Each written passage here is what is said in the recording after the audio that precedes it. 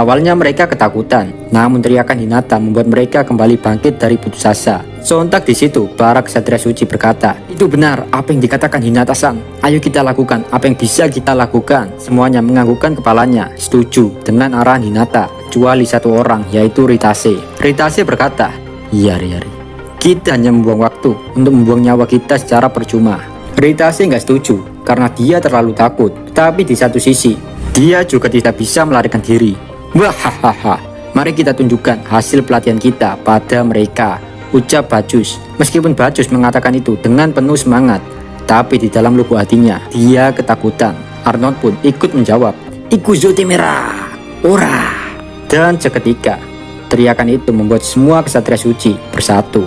Semua ksatria suci menganggukkan kepalanya. Mereka nggak mau menyerah hanya karena dihadapkan oleh musuh yang kekuatannya di luar batas mereka. Karena bagi mereka, masa depan akan suram jika mereka tidak melakukan apa-apa. Lalu, Kardinal Nicholas dan 4 kapten Ordo Ksatria Suci itu pun memimpin pasukan. Yari.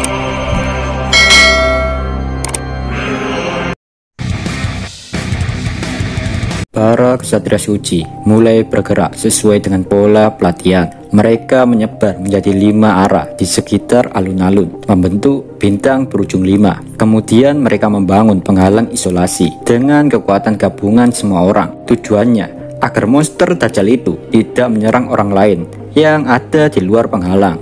Testarossa yang melihat hal itu memerintahkan Chien dan Venom untuk membantu mereka. Testarossa khawatir meskipun sudah ada penghalang, masih ada kemungkinan musuh mencari sumber kekuatan di bawah tanah. Di bawah tanah adalah tempat evakuasi para penduduk. Bukan hanya Testarossa yang memberi arahan kepada para bawahannya, tapi Felgrin juga memerintahkan Maynard, Jiu, dan Bonnie untuk membantu para ksatria suci. Awalnya, Maynard menolak karena dia ingin melindungi Masayuki. Namun Felgrin mengatakan jika Masayuki akan aman karena ada Felgrin di sisinya. Dan di situ hanya tersisa orang-orang terkuat, yaitu Testarossa, Felgrin, Vega, Vilve, Moss, dan Masayuki. Dalam sekejap, suasana berubah saat Vega berkata, "Wahai makhluk Dajjal tercintaku, cepat pergi hancurkan mereka." Hanya dengan satu perintah dari Vega, keempat Evil Dragon Spawn mulai bergerak serempak dengan kecepatan di luar batas akal manusia. Para monster itu pun menghentakkan kakinya dan terbang menuju udara. Di lain cerita, tepatnya di Damargania, kini Rimuru berhadapan-hadapan dengan Michael. Ding, tas. Dalam pertarungan itu, Rimuru terus didesak Michael. "Gawat, aku tidak bisa mengimbanginya," ucap Rimuru. Sambil bertarung, Rimuru berpikir, serangan apa yang dilakukan Michael hingga bisa membuat Diablo pingsan. Rimuru pun bertanya ke Ciel, jika pertarungan ini berlangsung lama, apakah ini baik-baik saja? Ciel pun menjawab, "Tidak usah khawatir bosku, kau hanya tidak perlu kalah." Ucapan Ciel singkat, padat, dan menyakitkan. Tapi emang gak ada solusi lain selain itu. Di situ Ciel mengaktifkan mode tanggap darurat. Saat mengetahui masih ada harapan, Rimuru pun seketika bersemangat lagi. Rimuru berkata, "Kalau begitu, ayo kita lakukan, Ciel." Di sini Rimuru yakin jika pertarungan ini pasti akan berjalan sesuai perkiraan Ciel. Jadi di sini Rimuru bertarung gambling seperti seakan-akan pertarungan ini adalah akhir dari hidupnya. Rimuru yang telah membulatkan tekadnya mulai mengeluarkan pedang miliknya. Tapi Michael di situ berkata, "Aku memujimu karena tidak putus asa. Tapi ku beritahu kau satu hal, Rimuru, kau bukanlah tandinganku." Setelah Michael mengatakan itu, Rimuru ngerasa dirinya tidak bisa bergerak. Dan saat melihat sekitarnya, Rimuru sadar jika di seluruh dunia telah berhenti bergerak. Sontak Rimuru pernah merasakan sensasi ini. Ciel pun menjelaskan, jika serangan Michael dapat membuat waktu berhenti ini adalah serangan yang sama dilakukan Michael kepada Diablo dan Leon. Ciel melanjutkan ucapannya, jika serangan ini juga seperti saat pertarungan antara Chloe dan Guy Crimson waktu di Tempest. Dari situ Rimuru sadar kenapa Diablo sampai kalah dengan Michael. Ya gimana, kayak nge-cheat di point blank anjing. Rimuru pun berniat untuk menyerah, tapi seketika Rimuru baru menyadari jika waktu berhenti, kenapa dia bisa ngobrol santuy dengan Ciel. Rimuru pun tanya ke Ciel, "Why Ciel, why?"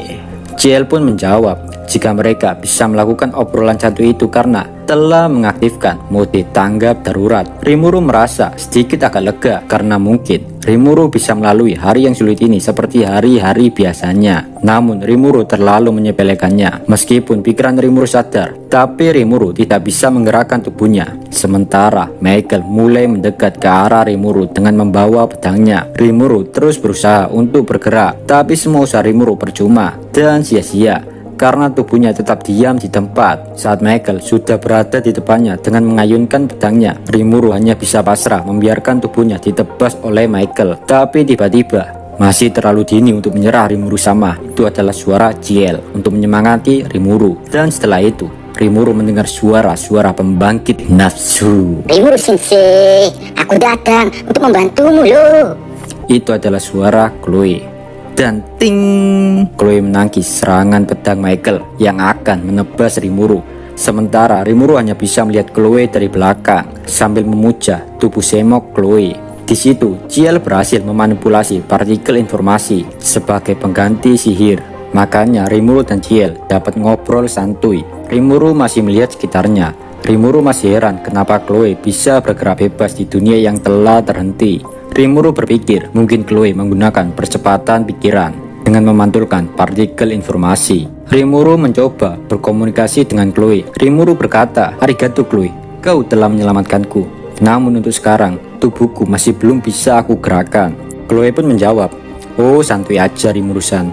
Chloe menjawab menggunakan telepati net. Jika dirinya tidak kaget, kenapa Rimuru masih bisa sadar di dunia yang telah terhenti. Karena Rimuru memiliki Ciel yang selalu setia mendampingi dirinya.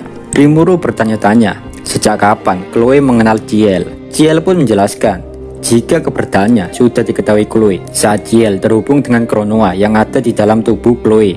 Makanya jadi Ciel bisa memberitahu Chloe saat Rimuru membutuhkan bantuan. Sontak Rimuru kaget, ternyata Ciel sudah melakukan persiapan. Jika semua ini terjadi, Ciel sebenarnya sudah tahu kedatangan Rimuru ke Damargania adalah perangkap atau jebakan Michael, dan Ciel sengaja mengikuti rencana Michael. Cuma di sini, Ciel tidak tahu jika Michael memiliki kekuatan menghentikan waktu, dan ini adalah kesalahan besar Ciel. Untungnya Ciel sudah menyiapkan antisipasi hal tersebut dengan meminta Chloe berjaga-jaga. Pengalaman ini sangat berharga untuk Ciel. Jika mode tanggap darurat itu sangat penting untuk situasi yang gak bisa diprediksi. Saat ini Rimuru hanya bisa mengandalkan Chloe.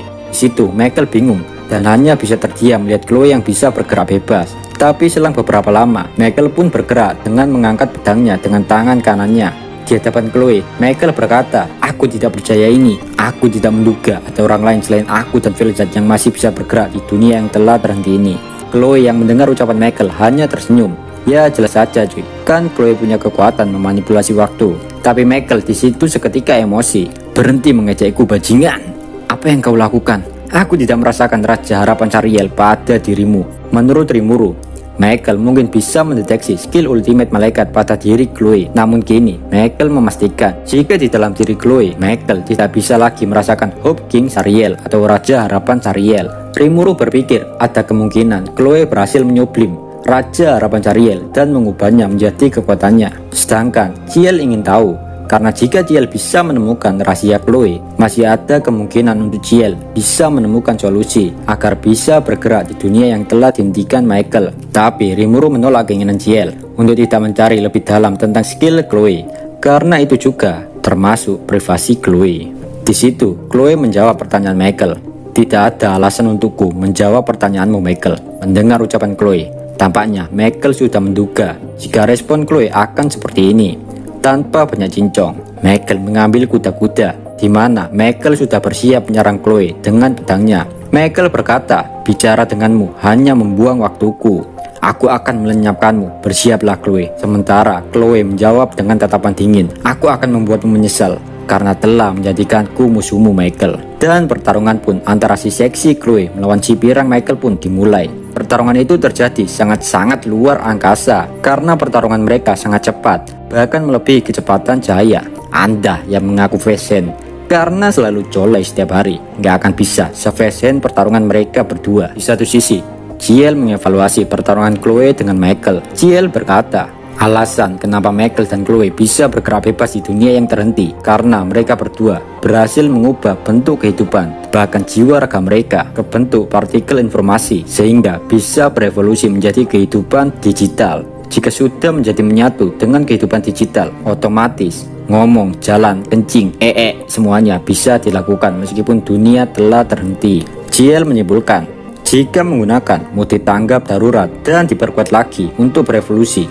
ada kemungkinan bisa berubah ke bentuk digital. Rimuru yang mendengar itu nggak peduli dan menyerahkan semua masalah ini pada JL. Bagi Rimuru, yang penting semua masalah ini bisa cepat diselesaikan. JL pun memulai aktivitas mencari cara berubah ke bentuk digital. Sementara Rimuru masih memperhatikan lagi pertarungan Chloe dan Michael. Pertarungan itu sangat sengit. Rimuru tidak tahu siapa di antara mereka yang lebih unggul. Yang pasti mereka berdua seimbang dalam mengganggu partikel informasi. Dan entah kenapa Rimuru membayangkan, andaikan Chloe nggak datang, mungkin sekarang Rimuru sudah menjadi bubur slam. Lantas Rimuru bertanya-tanya, kenapa Diablo dan Zoe bisa selamat jika Michael bisa menghentikan waktu. JL menjelaskan jika Diablo bisa selamat karena Diablo sudah mengantisipasi serangan Michael ini dengan penghalang pertahanan ajaib. Rimuru pun menjawab, Sugoi. jadi Diablo sudah melakukan antisipasi yang luar biasa. Tapi emang hoki aja sih, sihir bisa digunakan di dunia yang terhenti ini, ucap Rimuru. JL pun menjelaskan, jika yang dipikirkan Rimuru itu salah, karena jika sudah terperangkap di dunia yang telah ditangguhkan atau dunia yang telah terhenti, Diablo nggak akan bisa mengaktifkan sihir, kecuali Diablo sudah menyiapkan sihir sebelum kejadian itu terjadi. Lantas Rimuru tanya, kenapa Zoe juga masih bisa selamat? JL menjelaskan lagi, jika Zoe selamat karena Zoe menggunakan keberadaan paralel. Jadi Zoe yang asli masih bersembunyi di balik bayang-bayang Rimuru dan masih menunggu celah untuk menyerang Michael. Rimuru terus berpikir tentang time stop ini. Ada kemungkinan yang dapat Rimuru mengerti dari pertarungan ini, yaitu saat seseorang mengaktifkan time stop maka korban tidak dapat melakukan apapun, yang dimana si korban hanya bisa pasrah untuk diapa-apain. Namun jutsu time stop ini juga memiliki kelemahan, di mana menghentikan waktu, mengaktifkan, dan menonaktifkan berulang kali akan lebih banyak menghabiskan energi. Jika kalian suka video ini, jangan lupa subscribe, biar channel ini makin berkembang. Saya Dio dari channel Isi Kekindil, pamit, bye-bye.